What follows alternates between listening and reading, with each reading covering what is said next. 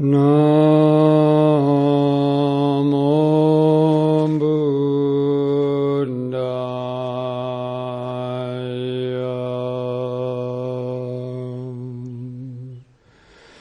Namo Buddhaya.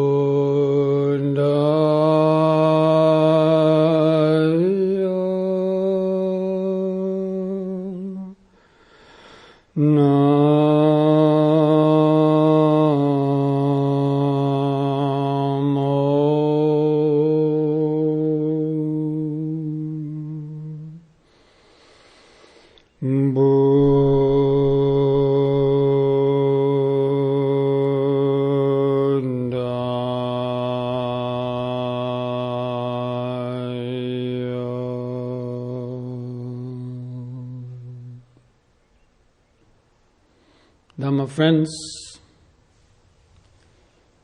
after our first full day of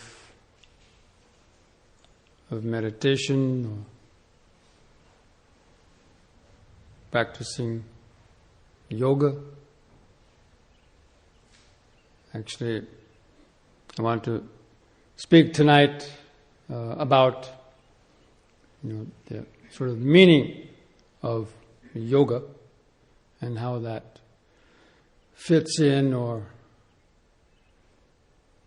can be integrated as an integral aspect of the practice of meditation.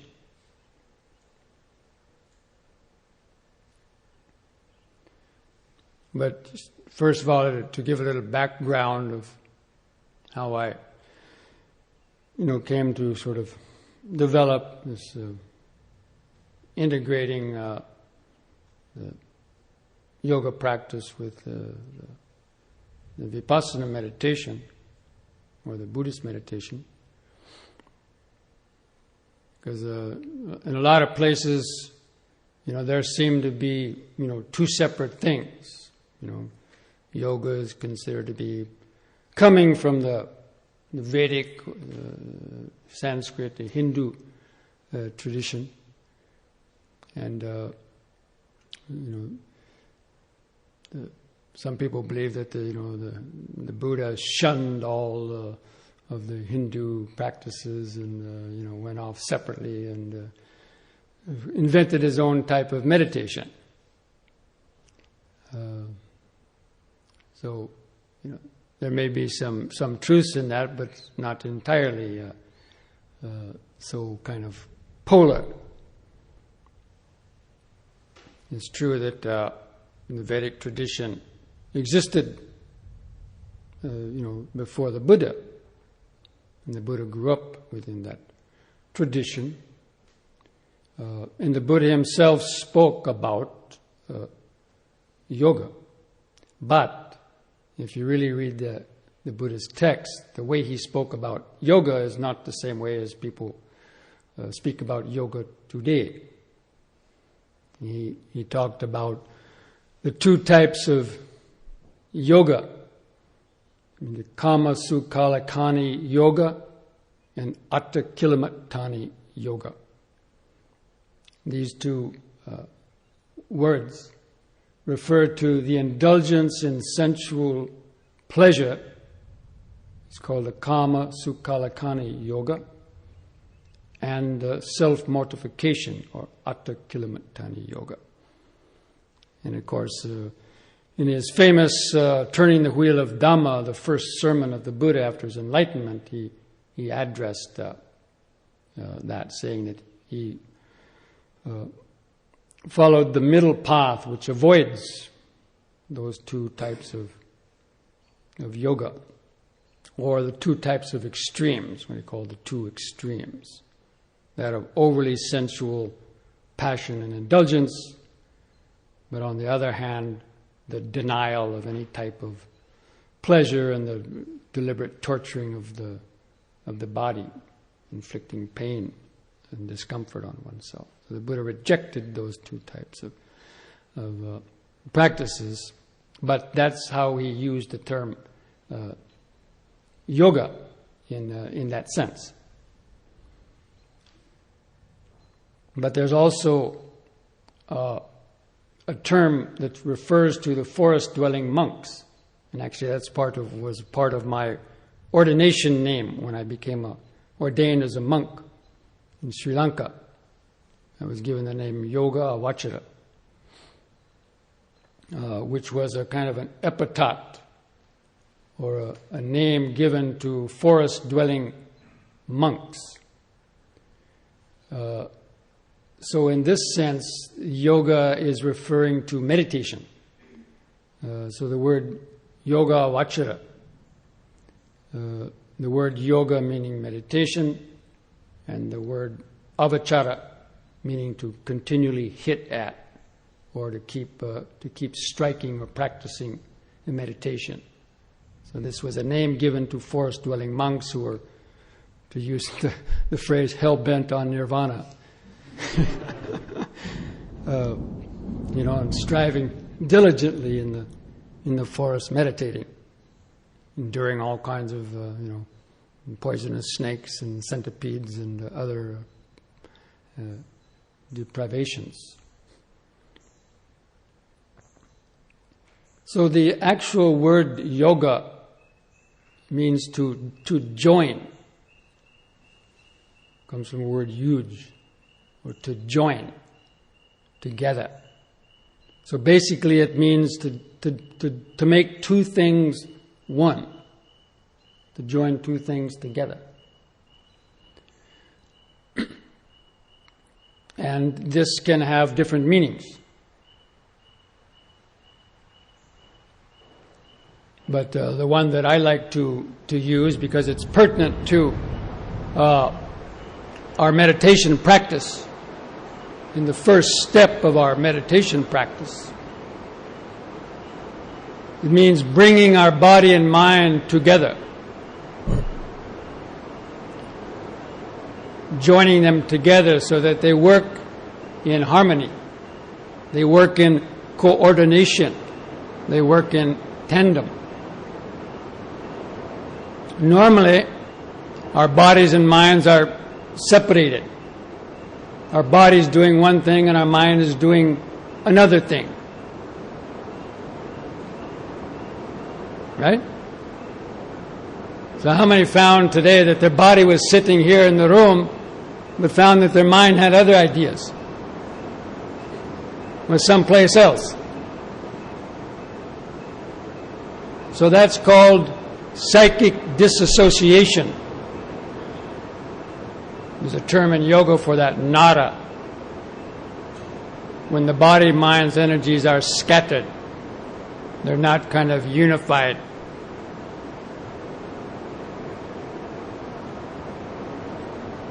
And so the first stage of yoga is trying to bring these scattered energies together. That means our body and mind, our respiration and other things, our thoughts, so that they are working in a unified whole. But to keep it simple, let's just talk about simply the body and mind. So that when your body is sitting, the mind should be sitting with it. That means it should be fully present and aware of the body, feeling its shape, feeling the sensations, not thinking about other things, not being in the past or the future. Or when you're standing, the mind should be standing. When you're breathing in, the mind should be breathing in. That means awareness. So basically it means that first stage of yoga is simply basically the practice of mindfulness, in which the Buddha also taught, which is the first stage of meditation.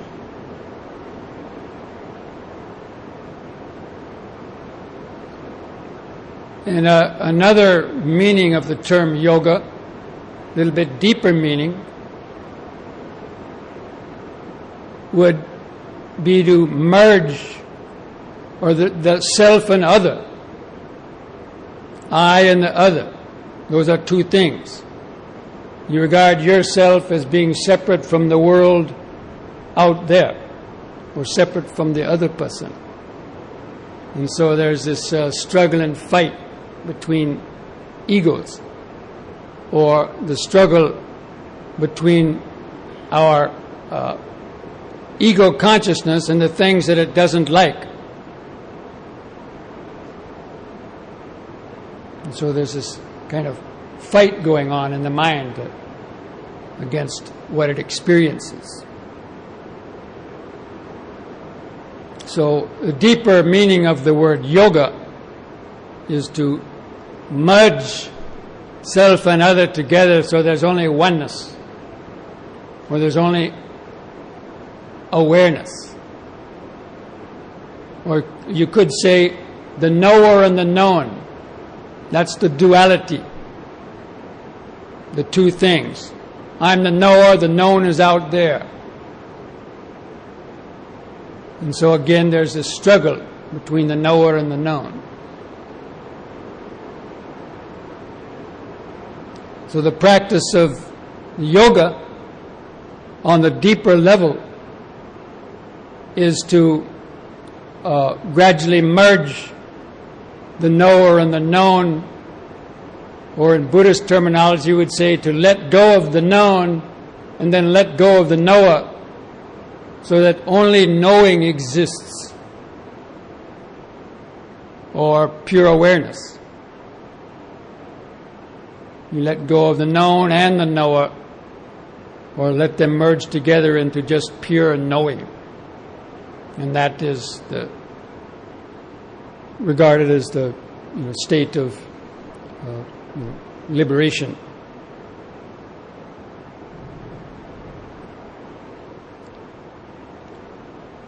But first, that first stage of yoga has to take place before that ultimate state of yoga can occur.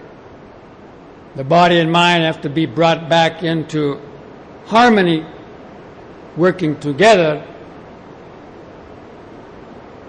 and then developing the deeper levels of awareness and wisdom that can eventually then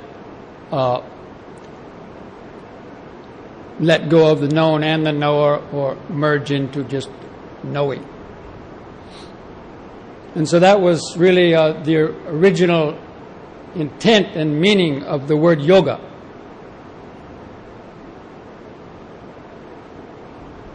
But in this, society, when yoga comes to the West, it's normally seen as the exercise, as the, hatha yoga, or the physical exercises, and perhaps pranayama, breathing exercises. So the emphasis when it's come to this country is shifted from meditation to physical culture, because you can see this in all the advertisements and things like that where you go to practice yoga.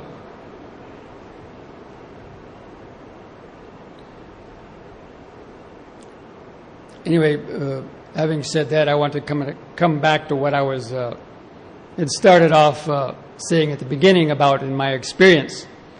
When I first started meditation, I didn't know anything about yoga or Buddhist meditation. I was over in Nepal, just off the kind of the hippie trail, and went to a 1-month meditation course in Tibetan Buddhism.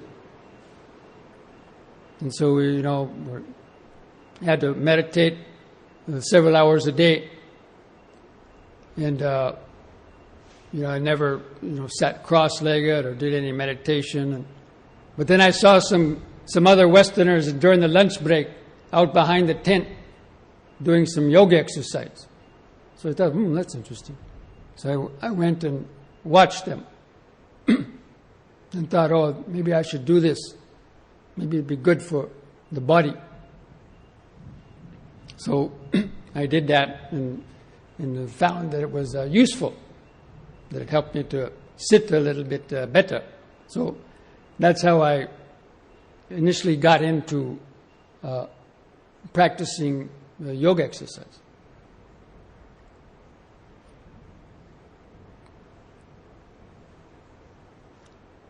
But we were doing the Buddhist meditation.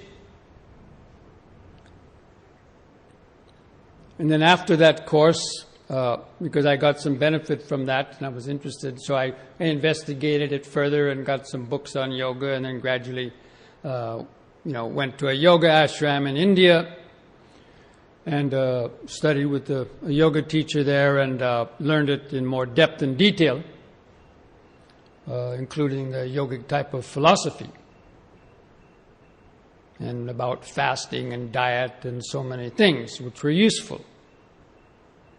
But the most useful thing that I found was that three-part breathing. I never knew, wow, you could breathe that way, and how great it felt once you are able to develop it a bit, and how it helped in the practice of meditation in terms of being able to be much more alert and have a better circulation, and is an aid to concentration also. And in my time spent in India, in yoga ashram, and then in Buddhist monasteries in Sri Lanka, and I saw how in the Buddhist monasteries in Sri Lanka, because they think yoga belongs to Hinduism, they say, oh, shouldn't practice that. And in some circles there's this idea that you should neglect the body. Don't pay attention to the body. That Buddhism is only about the mind. We just want to purify the mind. Some people may think like that. So because of this kind of belief, generally held kind of popular belief, especially in like Sri Lanka, so people didn't bother practicing it. And so I saw many monks there who were out of shape, and they couldn't even meditate. And they sit to meditate, and their knees were way up in the air, and they're all hunched over, and after 10 minutes they were either sleeping or in pain. They get up and go away. So they couldn't meditate very effectively because of this idea of neglecting their body and not getting any exercise. And the diet also there is not very healthy in terms of eating a lot of white rice. A lot of them have diabetes and so on. So all these things, these physical conditions, can affect the mind's ability to be comfortable, to be happy, and more importantly, to be able to concentrate effectively, to develop subtler awareness because of this intimate relationship between the body and mind in the nervous system. And then on the other hand, in the yoga ashram, I saw that they didn't practice too much meditation. The most of the meditation was singing kirtans, devotional singing or chanting mantras. They did a little bit of meditation, but not like, hour-long sits like we do in Buddhist meditation. So therefore, I thought, well, why not combine them two? For my own practice. Because I had gone to the yoga ashram and I experienced the benefit of that. And just because the Buddhist monks said, oh, yoga is Hinduism, being a Westerner, I didn't, buy into all that kind of dogmatic kind of conditioning. So I was more open-minded. And but I was, practiced the yoga primarily for the physical culture of it. That means the exercise and the breathing exercises that helped me to then develop my concentration and awareness when I was practicing, the Buddhist meditation or just, breathing awareness and mindfulness and Vipassana.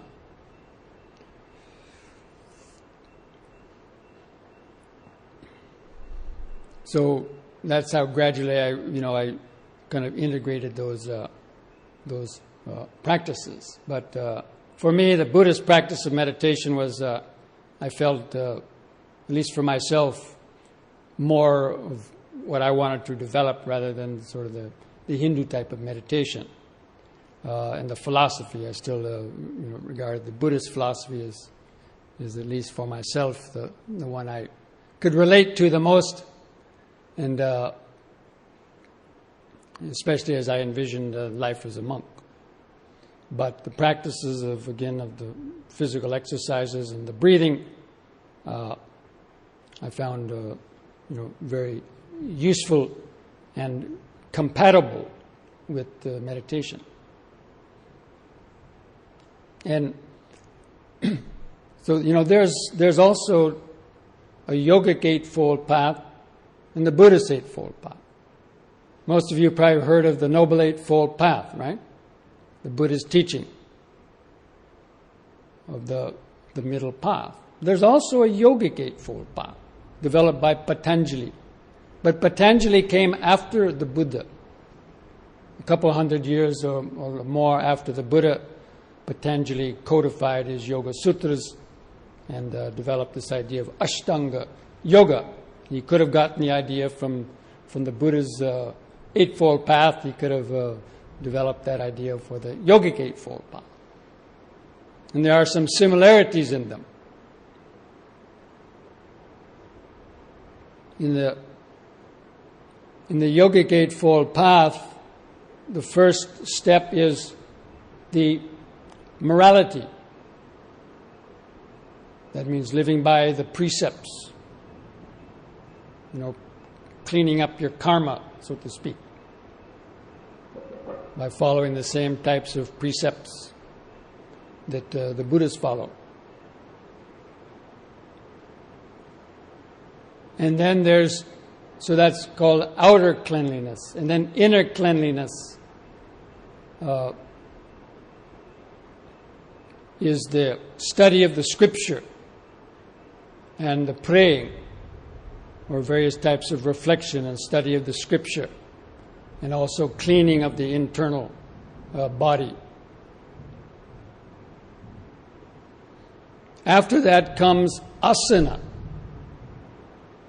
and pranayama.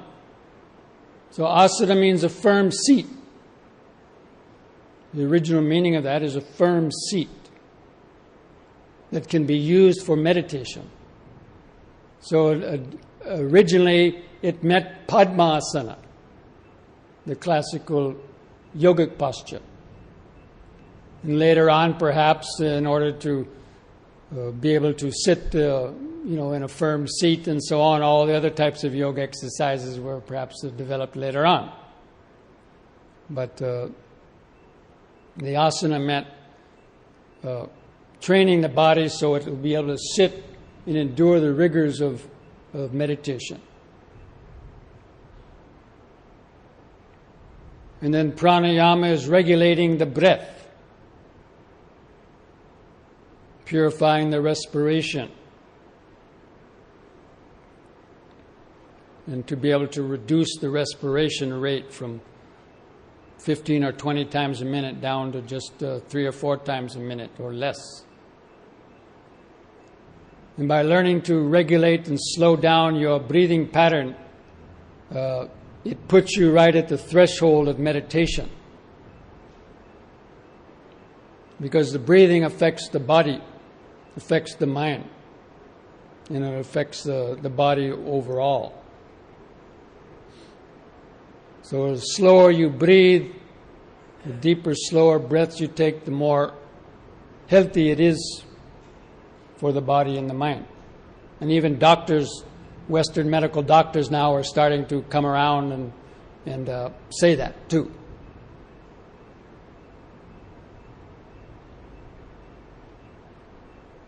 And there's a saying, a yoga teacher said that when you're born with a certain amount of breaths you're going to take in your life.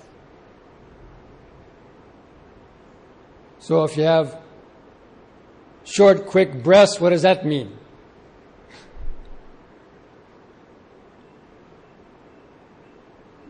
If your respiration rate is much slower, maybe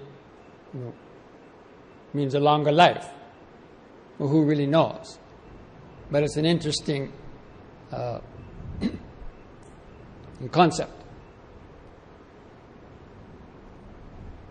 Anyway, so developing the respiration is the fourth step of the Yogic Eightfold Path, and then comes sort of meditation proper in the yogic system, called pratyahara. Pratyahara means withdrawing the senses from the outer world. Withdrawing your eye, ears, nose, tongue, kind of inside, not going out to the outside world. And that's very similar to what mindfulness is. In mindfulness practice, we also do the same thing. The Buddha taught us to center our attention on the breathing and the body and to check the outflow of our senses, to be mindful and keep bringing the mind back into the body. So it's very similar, although the methods are somewhat different. And then by withdrawing the senses from their activity, you gain concentration. So the next step of the Yogic Eightfold Path is dharana, which means preliminary concentration. And so that's the same thing we are cultivating in the Buddhist practice of mindfulness and concentration. Mindfulness practice coming first. By developing your mindfulness, you become concentrated.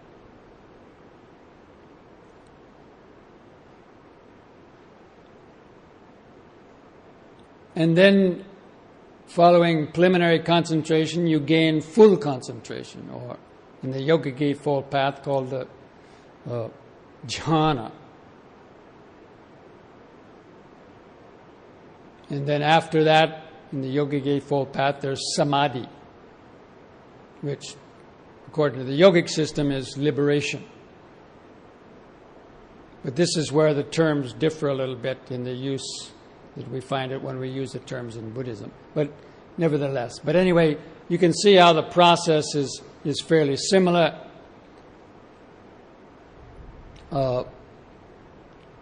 In terms of developing the mind, the body, and the mind.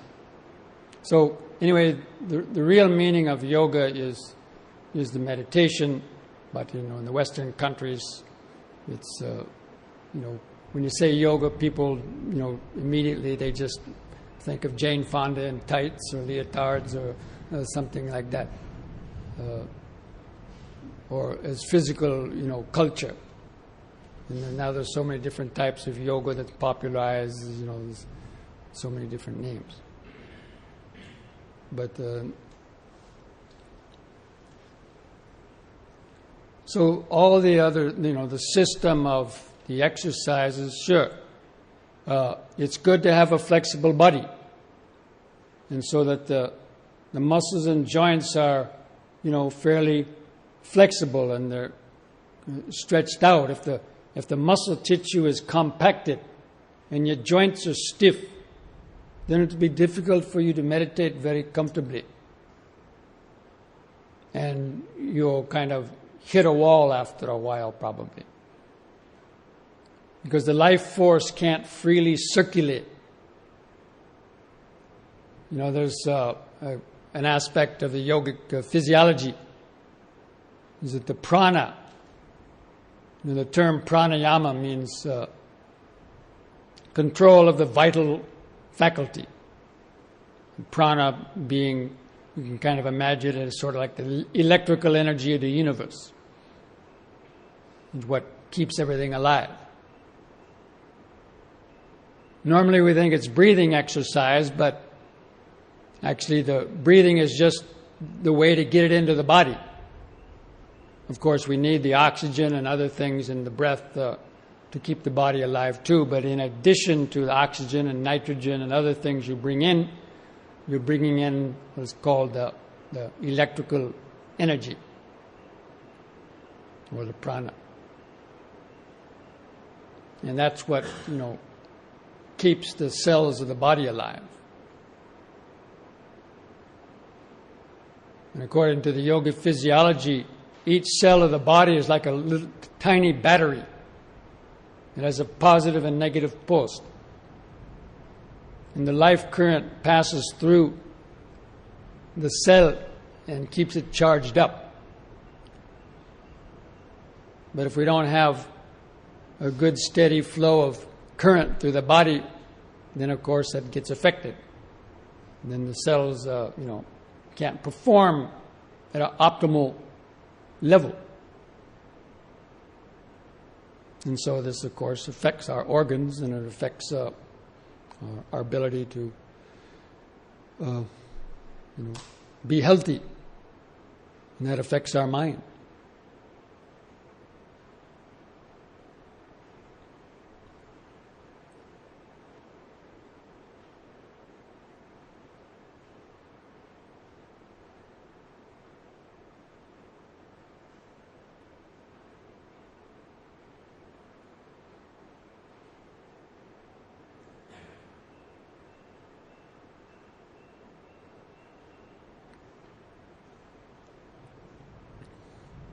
We also get prana through the water that we drink and the food we eat.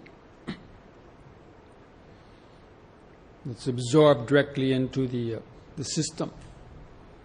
Like when you drink water, it's good to hold the water in your mouth for a few seconds and move your tongue through it, so that the prana energy can absorb directly into the body.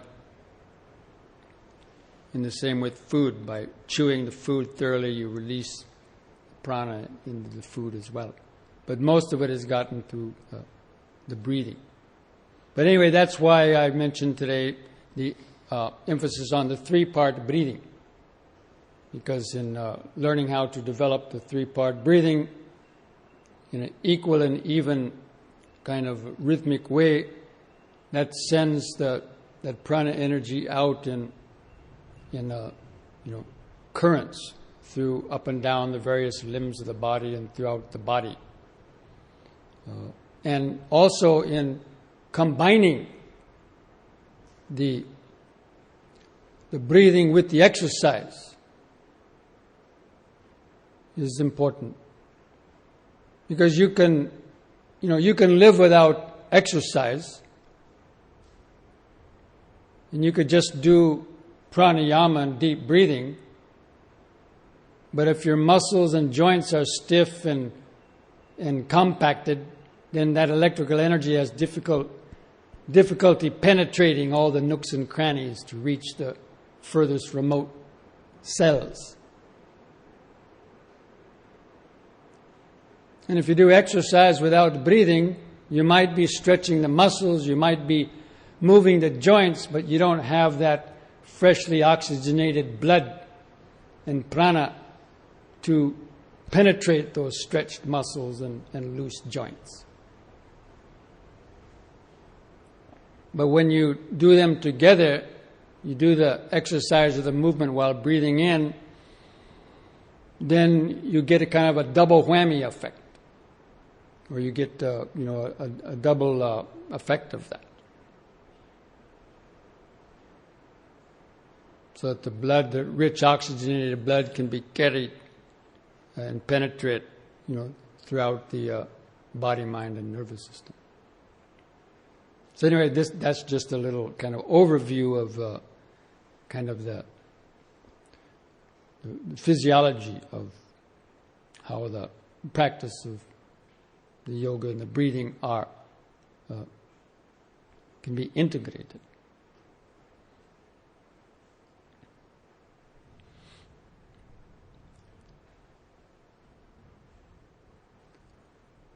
So we mentioned, the Yoga Eightfold Path, and the Buddhist Eightfold Path we'll be talking about in some of our other talks.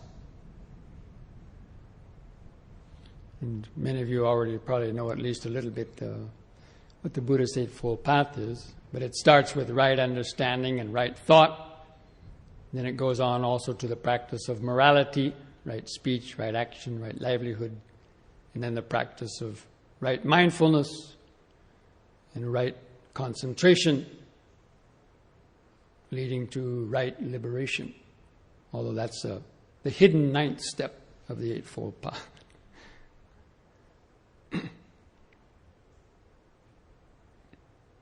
But what's important for us, at this point, is to try to work on that first level of yoga, bringing the body and mind together in the basic practice of the mindfulness.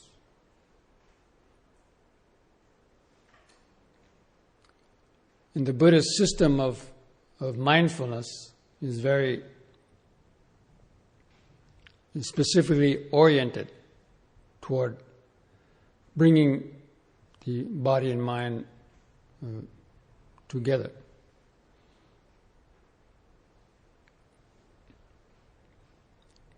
But in order to do that, you have to slow down your movements. And again, most people are future-oriented. So in your daily life, generally, when you wake up in the morning, what time is it? Oh, I have to be here at 7 o'clock. I have to be there at 7:30. I have to be there at 8 o'clock. In the whole day, you have so many things you're doing. And so the mind is basically a jump ahead of itself. Where the mind is a jump ahead of the body. You're still laying in bed and you're thinking about, at work or something.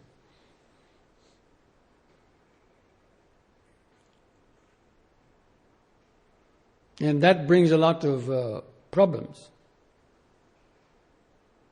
When the mind isn't together with the body, then also you get very tired. And you're kind of separated from your source. And it's like you're having to pull this body along.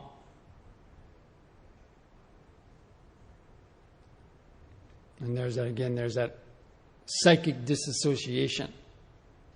Your body being one place, but your mind doing all kind of other things. So, the practice of the first stage of yoga, and the first level of mindfulness is bringing the mind back to be centered in the present moment.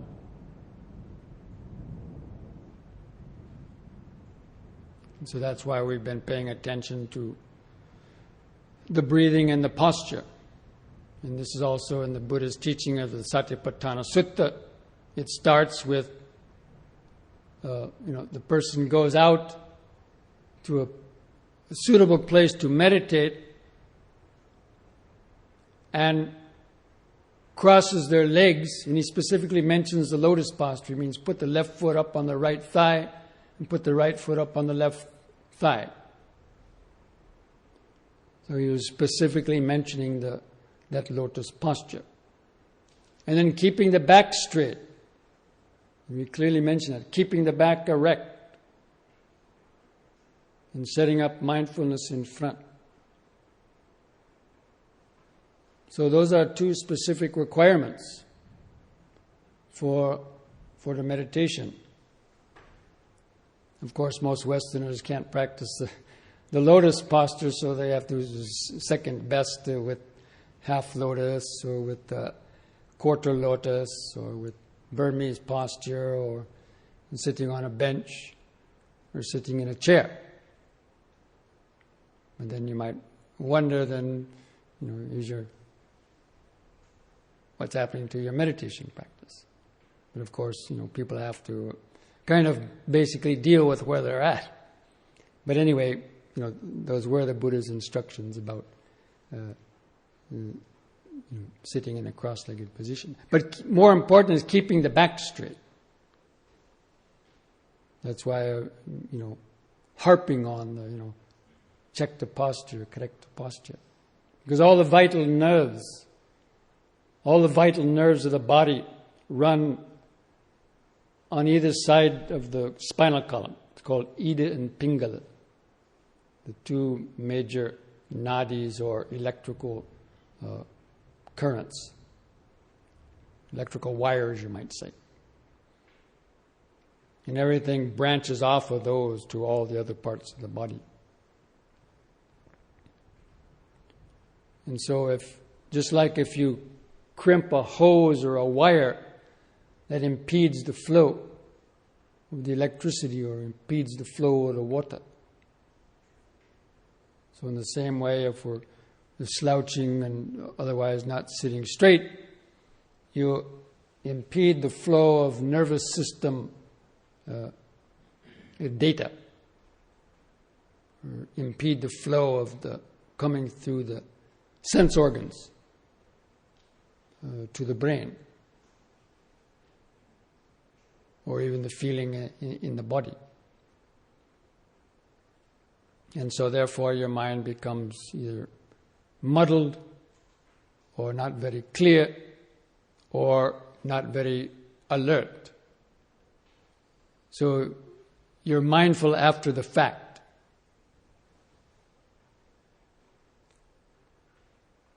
But when you're able to keep the body erect, then it's very easy to be mindful and alert.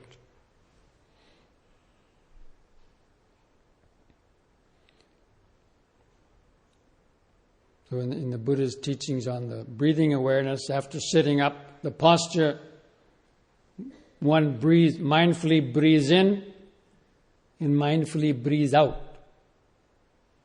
So actually I wanted to mention briefly about these terms. In the Buddhist meditation, there's mindfulness, then there's Vipassana, and then there's insight meditation. How many people have heard those three terms used? So some people say, I practice mindfulness meditation.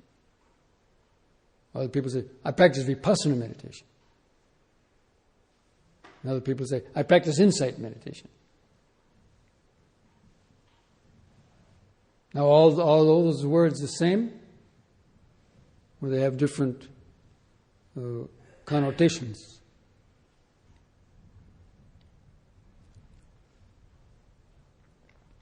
But I would say that mindfulness is the beginning practice. It means because we're unmindful. And what is it's a self-defining word. Mindful. What does that imply? What is the mind full of right now? That means, what is occupying the mind right now? Don't use as Western four-letter words, slang terms, what the mind's full of. But so it means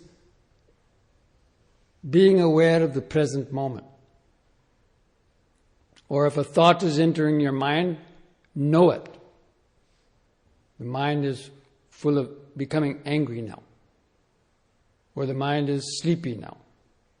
Or the mind has craving now.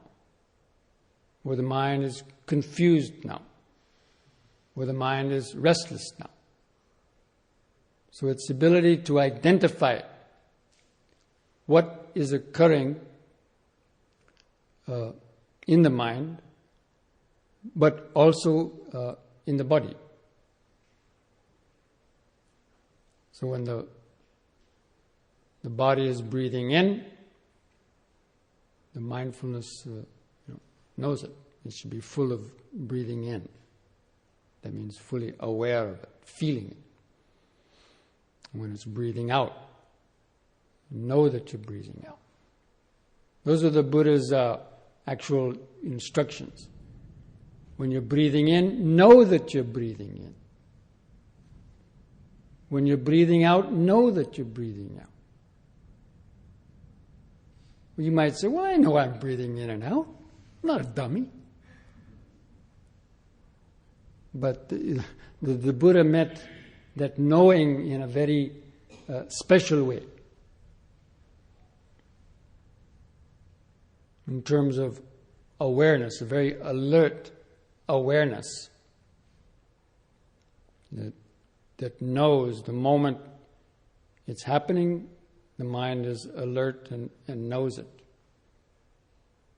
Not knowing it intellectually necessarily, although that can be part of it, but knowing in terms of a space, the space of knowing or awareness, in which the movement or the sensation arises. But it's a very clear state of attention. But because normally our mind is thinking all kinds of thoughts and is reacting to things and is churning up the past and the future and emotions, this blocks out our ability to be mindful and alert. But awareness or mindfulness is the natural state of the consciousness in its relaxed state.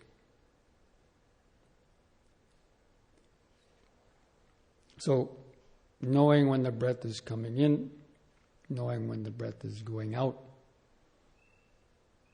If the breath is long, knowing that it's a long breath. If the breath is short, knowing that it's a short breath. So that's called the mindfulness of the breathing. And that was the sort of the beginning steps of the mindfulness practice.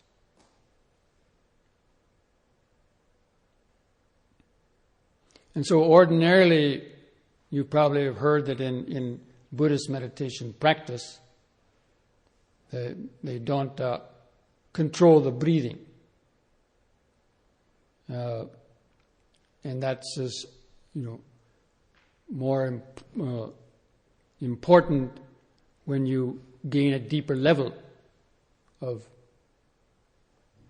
mental quietude, when you become more focused and concentrated, and the mind becomes more calm and quiet, and the breathing becomes more reduced, then trying to interfere and do deep breathing would disturb that deepening of awareness. But most people don't have that deep level of awareness, so it's not so important. So in the beginning, as I've already mentioned, by deliberately, practicing the deeper, slower breathing and to develop that kind of more mellow, slower, rhythmic type of breathing in and out, that serves a couple of purposes. First, it helps you concentrate because it takes more effort to do that. And it imprints the sensation of expanding and contracting in the consciousness. And as well as it oxygenates the blood and it helps to tranquilize the nervous system. I think, as I briefly mentioned, if you're able to develop that kind of deep, slow breathing for even just 5 minutes, to be able to do 5 minutes of uninterrupted kind of deep, slow breathing, not straining at it, but it's whether your respiration goes down to just about 4 or 5 times a minute or less. If you can do that for 5 minutes or perhaps even longer, 10 minutes, you would be at the threshold of pretty deep meditation, or you would be at the threshold of awareness. And then you can let go of it. And then enter into even deeper degrees of concentration and mindfulness. But in the beginning, when your mind is neurotic, and when you're jumping around and hindrances, it's very difficult to keep your mind focused, or to just think, just to try to watch your breath passively without anything else. That's why most people fail, or at least that's why they have to bang their head against the wall, and it'll take them much, much longer to develop any decent level of focused awareness and be relaxed at the same time. So that's why I emphasize, and that's from my own experience. I found that was the most useful thing, is practicing that kind of breathing to really put you right at the doorstep of awareness and a deeper nervous system tranquility. But this is just something that you have to experiment and try for yourself and see if it helps.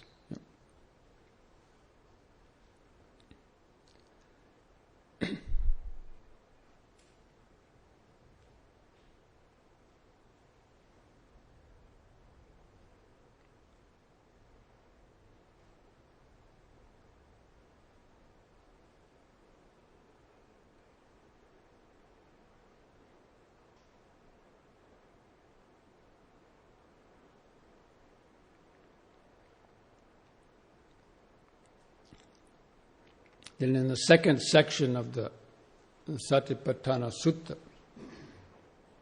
the Buddha's instructions in mindfulness, after getting kind of focused and centered on the breathing,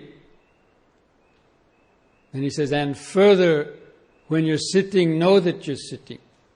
When you're standing, know that you're standing. When you're walking, know that you're walking. When you're laying down, know that you're laying down. So again, this is bringing the more actual rest of the physical body into awareness. And he said, and further. So it doesn't mean stop breathing and just pay attention to the body, but to open up, and the breathing is still there, but now you're feeling more of the body around the breathing. And that knowledge of that you're sitting, or whatever posture one's in. And then in the next level of it, he goes on to the body movements. When you're bending, stretching, turning this way, turning that way, looking up, looking down, eating, defecating, or any bodily movement whatsoever,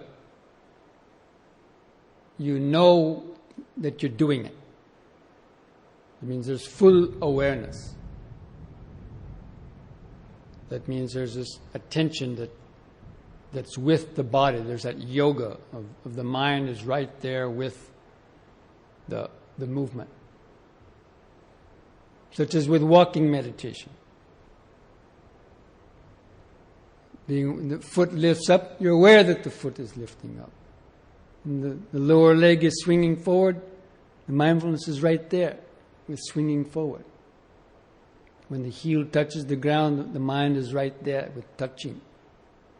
When the foot is pressing into the ground, the mind is right there with the pressing. When the body is shifting forward, the mind is right there with the body shifting forward. Or when you're turning around, you're right there with the turning process. Turning, turning, turning. So that can be, developed to be a more or less continuous process or practice in the development of mindfulness of the body. And it's with that intention of, bringing this first stage of yoga to its development.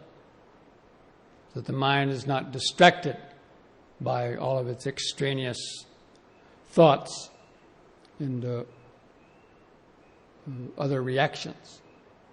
Because you can only really notice or think about one thing at a time. So the more you're feeling the body, the less time your mind has to think about things or to dredge up old emotions or to get carried away in fantasies. So the body is like an anchor because it's something that's really there. It weighs 100, 120, 150, some cases more pounds. It's a lot of bones and flesh that we're carrying around with us. So it should be very easy to notice. You're carrying around 120, 150 pounds around with you. I can't feel my body. Man, I don't know.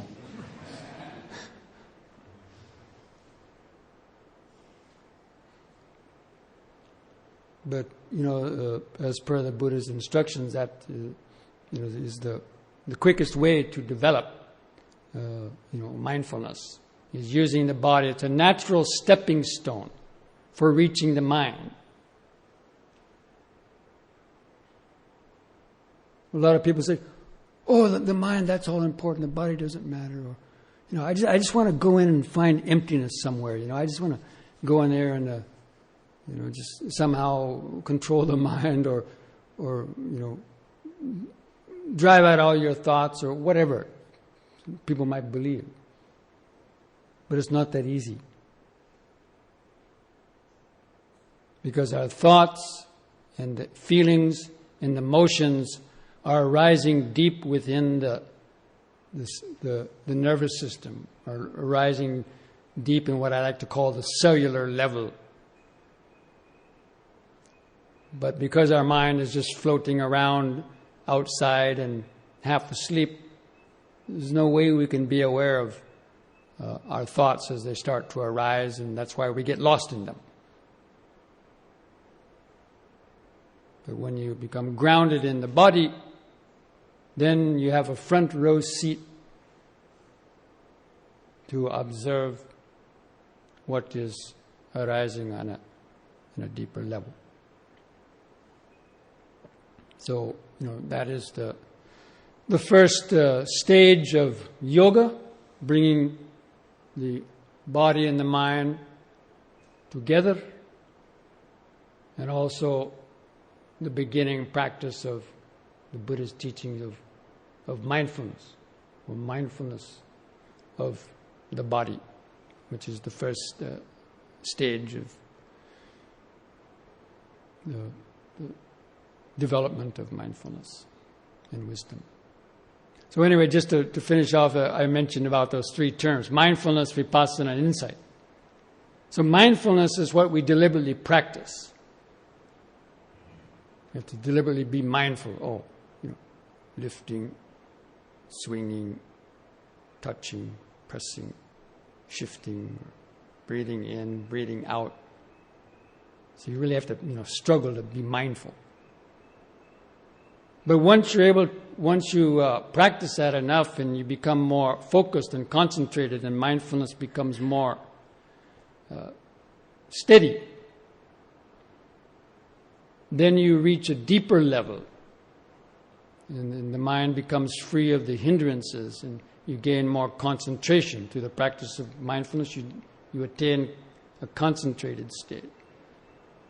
That concentrated state then turns into vipassana. Vipassana is a deeper level than just ordinary mindfulness.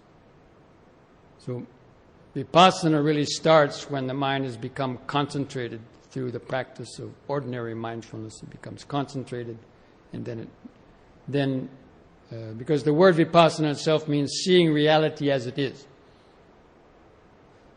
We're seeing reality in its subtler components and so on. So that only occurs when you have reached a deeper level of concentrated mindfulness, or develop your concentration. But this whole thing of concentration versus mindfulness, that's another issue in itself that we might talk about later. But I just wanted to give you this much so that, because in the next couple of days, we still want to, using that basic mindfulness of the body to help develop our centeredness and bringing our mind to rest more and more in the present moment. So I think that may be enough for this talk.